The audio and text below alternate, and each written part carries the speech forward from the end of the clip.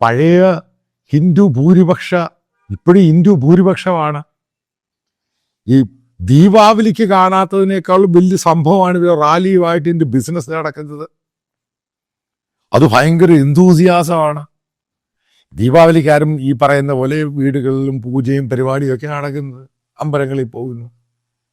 ഇത് ആ ഒരു 7-8 ദിവസം നീണ്ടു നിൽക്കുന്ന ഒരു വലിയ സെലിബ്രേഷനാക്കി മാറ്റി നോർത്ത് ഇന്ത്യയിൽ. ക്രിസ്മസ് സെലിബ്രേഷൻ നമ്മൾ ഇന്ന് വരെ കേരളത്തിൽ കേട്ടിട്ടുണ്ട് ഇതേപോലെ സെലിബ്രേഷൻ. പണ്ട് കോളേജ് സ്കൂളൊക്കെ ഞാൻ നാട്ടിൽ പഠിച്ചുകൊണ്ടിരുന്ന ക്രിസ്മസ് കരോളിലും വള്ളിയിലൂടെ പാടാൻ ഓരോ വീടുകളിലൊക്കെ ഒരു തമാശയാണ്. അത് നോർത്ത് ഇന്ത്യയിലൊരു കംപ്ലീറ്റ് റാലികളായിട്ടങ്ങ് മാറി.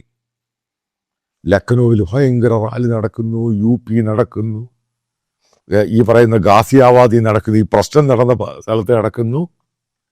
കാരണം അവരുടെ ഒരു ശക്തി തെളിയിക്കേണ്ട രീതിയിലോട്ട് അവരങ്ങ് മാറ്റി.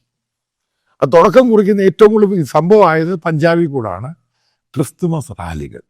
ഇത് ആദ്യം ഒറിജിനേറ്റ് ചെയ്യുന്ന അവിടെ നിന്നും അല്ലെ, ഗോവയിൽ നിന്നും ബോംബെയിൽ നിന്ന്. ഏറ്റവും കൂടുതൽ ഡൽഹിയിൽ ഈ സെലിബ്രേഷൻ മുമ്പ് ഏറ്റവും കൂടുതൽ ഉണ്ടായിരുന്ന ബോംബെയിലാണ്. ബോംബെ സിറ്റിക്ക് അത് ഇഷ്ടം പോലെ ആംഗ്ലോ ഇന്ത്യൻസ് ഉണ്ട്. പിന്നെ ഒരു ഗോവൻ കൾച്ചറും ഉണ്ട്. കാരണം മറാഠ സംഭവമാണ്. ഗോവയിലുണ്ട് ശരിക്കും ക്രിസ്മസ് സെലിബ്രേഷൻ ഉണ്ട്. അത് കഴിഞ്ഞ് ഏറ്റവും കൂടുതൽ ഇന്ത്യയിൽ ഉണ്ടായിട്ടുള്ള സെലിബ്രേഷൻ കേരളത്തിൽ നിന്നുള്ള ബോംബെയിലാണ്. ഇന്ന് ബോംബെയുടെ 5 ഇരട്ടി സെലിബ്രേഷൻ ഡൽഹിയിലായി. കാരണം ഇത് പല റീജിയനിൽ നിന്നും ഇന്ത്യയുടെ പല ഭാഗത്തു നിന്നും വന്ന് കുടിയേറി ജോലിക്കായിട്ട് വന്നവരാണ്.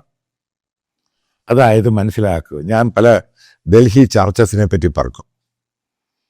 ഇപ്പം അങ്കിത് സാജുവാൻ, അങ്ങനെ പല ആൾക്കാർ. ഇവിടേക്ക് ഇത്രയും ആൾക്കാർ പോകുന്നതിൻ്റെ കാര്യം എന്തുവാ? ഇതിനതിൻ്റെ കാര്യം. അതായത് സെലിബ്രേഷൻ വലിയ സംഭവമായി മാറി. കുറച്ച് കഴിയുമ്പോൾ ദീപാവലിയേക്കാളും വലിയ സെലിബ്രേഷൻ ക്രിസ്തുമസ് ആയിട്ട് ഡൽഹി മാറി. ഇതേപോലെ ഉടക്കൊക്കെ ആണെങ്കിൽ അടുത്ത വർഷം കൂടുതൽ ആൾക്കാർ ഇറങ്ങും.